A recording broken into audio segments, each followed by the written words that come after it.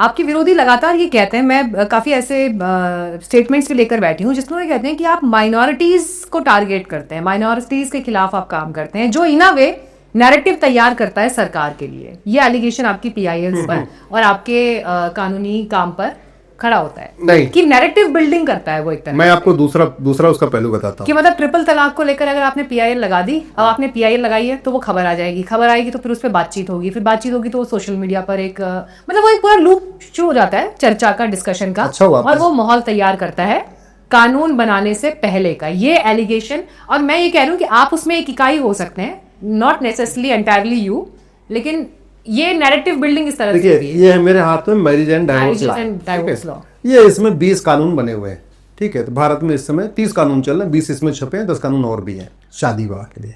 सब कह रहे हैं यूनिफॉर्म सिविल कोड आना चाहिए, यूनिफॉर्म सिविल कोड आना चाहिए। मैं भी कह रहा हूँ यूनिफॉर्म सिविल कोड आना चाहिए, मैं पीआईएल पे लड़ी रहा हूँ, कोर्ट में लड़ी रहा हूँ। आप जानती हैं यूनिफॉर्म सिविल कोड का हिंदू, जैन, बौद्ध, सिख को एक रत्ती भर फायदा नहीं है। यूनिफॉर्म सिविल कोड आए या ना आए, हिंदुओं को कोई फायदा ही नहीं है। हिंदू जबरदस्ती पीछे पड़े हुए हैं, यूनिफॉर्म सिविल कोड आए, यूसीसी आए, यूसीसी आए। यूसीसी का सबसे बड़ा फायदा मुस्लिम बेटियों को है, लड़कों को नहीं, याद रखिएगा। यूनिफॉर्म सिविल कोड का अगर हम मेल फीमेल में कैटेगराइज करें तो मेल को कोई फायदा नहीं है, फीमेल को फायदा है। लेकिन फीमेल में भी, लड़कियों में, हिंदू, जैन, बौद्ध, सिख में कोई फायदा नहीं। क्यों नहीं फायदा, इसको आप सोचिए। क्रिश्चियन वाला जो कानून चल रहा है वो 1872 वाला चल रहा है, जब न ये संविधान लागू था और न तो संसद बनी हुई थी, न कोई डिस्कशन हुआ था, ठीक है। पारसियों का जो कानून चल रहा है 1936 का चल रहा है। उस समय न संविधान लागू था, न कोई संसद बनी हुई थी, अंग्रेजों को जो मन किया उन्होंने बना दिया। शरीयत एक्ट जो मुस्लिम्स पे लागू हो रहा है 1937 का चल रहा है। तो उस समय कानून कैसे बना? अंग्रेजों को कानून बनाना था, उन्होंने यहाँ के पादरियों को बुलाया। पादरी सारे मेल होते हैं, फीमेल तो होती नहीं। पादरियों को बुलाया, भाई क्या क्या कानून बनाना है? बोले जी साहब ये सेक्शन डाल दो। उन्होंने डाल दिया, महिलाओं से कोई कंसल्ट नहीं किया। इसलिए जो क्रिश्चियन मैरिज एक्ट है एक तरफा है, पुरुषों के पक्ष में। पारसी मैरिज एक्ट जेंट्स को बुलाया, कानून बना दिया, तो वो भी एक तरफा है, जेंट्स के पक्ष में है। शरीयत एक्ट मौलवियों को बुलाया, मौलवी में सारे पुरुष होते हैं, महिला तो होती नहीं है, वो भी एक तरफा है। हिंदू मैरिज एक्ट बना 1955 में, संविधान लागू हो चुका था, पार्लियामेंट बन चुकी थी, पूरी डिबेट हुई। इसलिए हिंदू मैरिज एक्ट लगभग आप ये कह सकती हैं कि 90% जेंडर न्यूट्रल रहा। उसमें महिला पुरुष में भेदभाव नहीं किया, माता पिता के अधिकारों में भेदभाव नहीं किया, भाई बहन के अधिकारों में भेदभाव नहीं किया, पति पत्नी के अधिकारों में भेदभाव नहीं किया। और जो थोड़ा बहुत भेदभाव किया भी, उसको सुप्रीम कोर्ट ने अलग अलग अपने फैसलों से पाट दिया। तो अब जो हिंदू मैरिज एक्ट है अपने आप में वो यूनिफॉर्म सिविल कोड हो चुका, इक्वल राइट दे रहा है।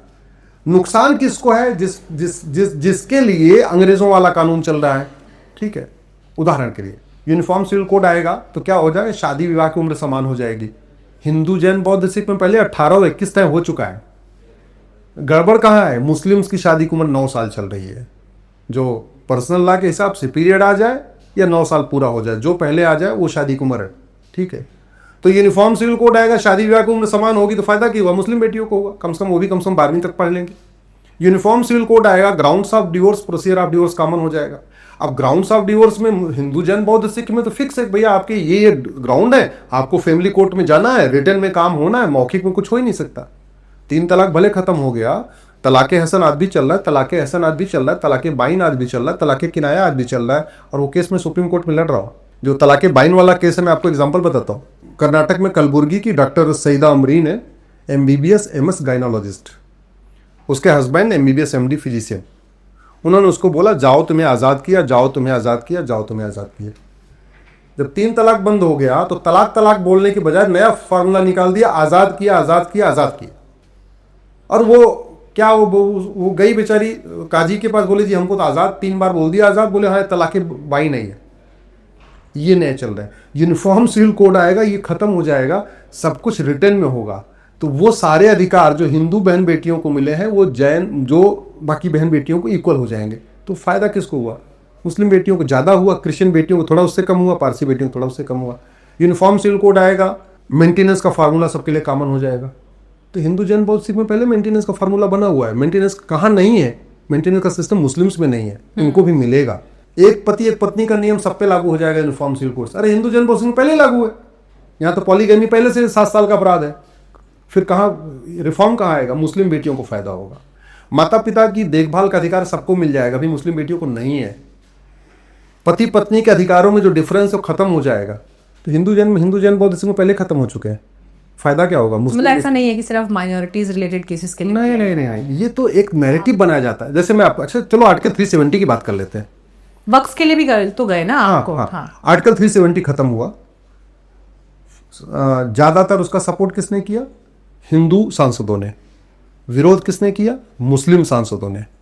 आर्टिकल 370 का फायदा किसको, आप बताइए? आर्टिकल 370 का फायदा है कश्मीर के लोगों को, जम्मू के लोगों को भी नहीं, कश्मीर के लोगों को। और कश्मीर में 98% कौन है, आप बताइए? कश्मीर में 98% कौन है? मुस्लिम है। तो आर्टिकल 370 खत्म होने का फायदा किसको हुआ? मुस्लिम्स को हुआ।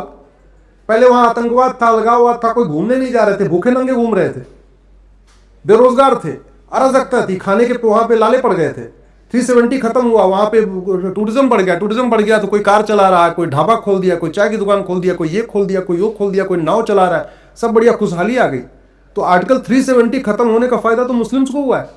मैं 370 खत्म होने के बाद 3 तलाक खत्म होने का फायदा किसको हुआ? नहीं, मैं 370 खत्म होने के बाद मैं कश्मीर गई, और कश्मीर में श्रीनगर में इनफैक्ट मैं त्राल तक गई, अनंतनाग एरिया मैंने पूरा घूमा, और मैंने वहां पर जितने लोगों से बात की मैंने खुद भी देखा, क्लियर कट वहां के लोग कहते हैं कि 370 से पहले भी ऐसे ही था, अभी भी ऐसा ही है। कोई ऐसा नहीं है कि कोई बहुत मेजर कुछ चेंजेस आया हो। हाँ, गवर्नमेंट के फिगर्स हो सकते हैं कि हमारे पास इतना इन्वेस्टमेंट आया है, या हमने G20 ऑर्गेनाइज किया है, ये जो बड़े चीजें वहां पर घटित हुई हैं, उन्होंने इस बातों का जिक्र किया। लेकिन हाँ, उसमें नैरेटिव बिल्डिंग पर मेरा ये सवाल है, 370 के फैसले से पहले की नैरेटिव बिल्डिंग क्या थी? अरे अब तो अगर दिल्ली में आपने प्लॉट ले रखा है तो अब एक प्लॉट आप श्रीनगर में ले सकते हैं, एक आप गुलमर्ग में ले सकते हैं। ऐसा तो कुछ हुआ नहीं। या ठीक है, अगर आपको वहां कुछ खोलना है तो आप ये कर लेंगे, वो कर लेंगे, मतलब इस तरह की बातें उस वक्त नैरेटिव में थी। तो ये जो नैरेटिव बिल्डिंग है, सरकार की तरफ से ये दिखाई देता है कि जब भी कोई बड़ा फैसला होना होता है, चाहे वो 370 है, चाहे वो ट्रिपल तलाक है, चाहे वो राम मंदिर बनना है, चाहे अभी वक्फ का मामला है, जो भी मामला है, उससे पहले ये नैरेटिव बिल्डिंग होती है जिसमें बताया जाता है ये हो जाएगा, वो हो जाएगा, ऐसा हो जाएगा, वैसा हो जाएगा।